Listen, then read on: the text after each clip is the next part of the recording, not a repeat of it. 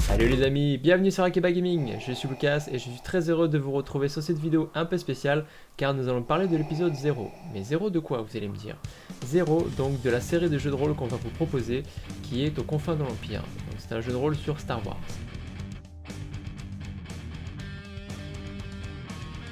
Alors, pour ceux qui ne savent pas spécialement ce que c'est le jeu de rôle, je vais vous donner des éléments de base qui vous permettront de mieux comprendre l'univers et d'apprécier cette série.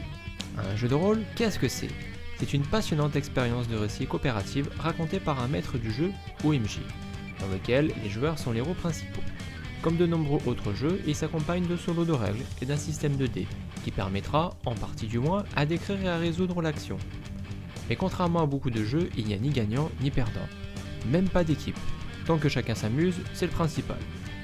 Au niveau des règles de base, nous avons par tour de jeu, les joueurs ont droit à des mouvements, qui sont divisés en 3 parties. On a droit à une broutille, c'est-à-dire parler, lâcher un objet ou une personne, se retourner, observer, faire un signe. Nous avons droit à une manœuvre, c'est-à-dire dégainer, viser, faire un pas de côté, ouvrir une porte ou se mettre à un abri proche. C'est préparer l'action. Et du coup, nous avons droit à une action. Tirer, escalader, courir, tout ce qui est lié à l'aspect social, du piratage, en gros, tout ce qui est lié à un jet de compétences. Lors de rencontres ou d'affrontements, on détermine qui joue en premier grâce à un jet d'initiative.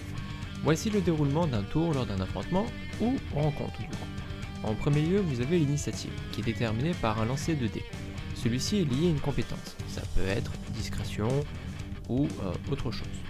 Après, vous avez l'ordre d'attaque, qui est en fonction de la situation, c'est-à-dire que les joueurs jouent chacun quand ils veulent, en fonction de la situation et pas d'ordre prédéfini.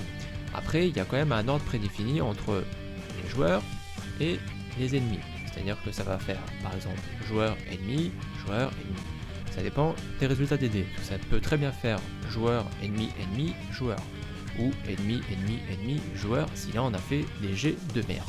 Chaque personnage dispose d'attributs qui découlent directement de leurs compétences. Pour pouvoir utiliser la compétence requise, nous allons utiliser des dés qui déterminera l'échec ou le succès d'une action entreprise. L'une des particularités de ce JDR, c'est qu'il dispose d'un système narratif lié au hasard des dés.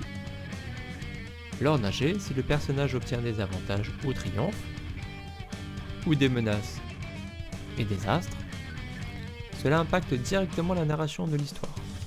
Par exemple, dans ce cadre-là, je fais un lancer de dés, j'ai 3 avantages, mais j'ai 4 menaces.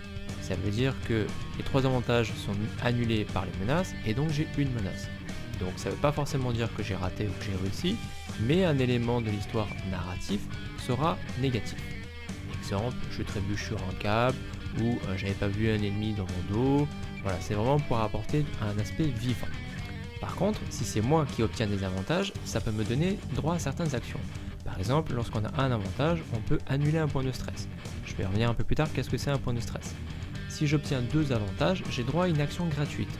C'est-à-dire que je peux me déplacer ou je peux retirer par exemple. Mais je peux aussi simplifier une action future ou ajouter une difficulté à un prochain jet d'un personnage. Donc en gros, je peux soit me rajouter un dé qui va me donner plus de chances d'avoir des réussites, ou alors donner un dé de difficulté supplémentaire au MJ qui fera que le jet sera plus dur pour mes ennemis. Par contre, si j'obtiens 3 avantages, alors là c'est jackpot. Je peux annuler la couverture d'un ennemi, je peux neutraliser l'adversaire, voire même son équipement. Donc, par exemple, la radio, Caput, il peut plus s'en servir, ou son gun, sans rail par exemple, plutôt son blaster, vous avez compris l'idée. Il faut voir ça en fait comme un coup de chance, incroyable, qui est toujours validé après avec le MJ, afin que on conserve une cohérence dans la partie. Les triomphes ont le même principe, mais c'est encore plus puissant, c'est vraiment le coup de chance de fou, ou alors c'est le destin on va dire. Et pour les menaces ou désastres, c'est le même principe, ce que j'expliquais un peu avant. Les désastres, c'est vraiment le MJ qui va s'en servir pour nous apporter des malus. Lors des aventures de nos héros, ces derniers peuvent subir 2 types de dégâts. Il y a les blessures corporelles classiques, une chute, un combat, un coup de blaster, et chaque héros dispose d'un nombre de points de vie déterminé, ainsi qu'une armure. Donc ceci est déterminé par rapport à la race qu'il a choisie et par rapport à la création de son personnage. Vous avez aussi des petites blessures de type psychique, que l'on nomme stress. C'est-à-dire en fait, lorsque vous avez du stress, vous ratez une action parce que vous avez les mains qui tremblent, ou vous ratez un saut, ou vous n'arrivez pas à ouvrir une porte. Voilà, c'est vraiment du stress, ce que ça peut apporter dans la vraie vie, donc ça vous donne des handicaps temporaires. Voilà pour le moment les éléments de base pour mieux comprendre les parties. D'autres éléments viendront se rajouter par la suite afin de peaufiner et d'améliorer le contenu. J'espère que cela vous a plu, on se retrouve très rapidement en compagnie de Hagen ainsi que de Tease, qui est le MJ pour cette série. Et il y aura peut-être Express qui nous rejoindra, on verra ça.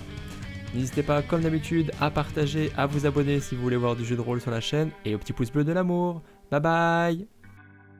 Go select.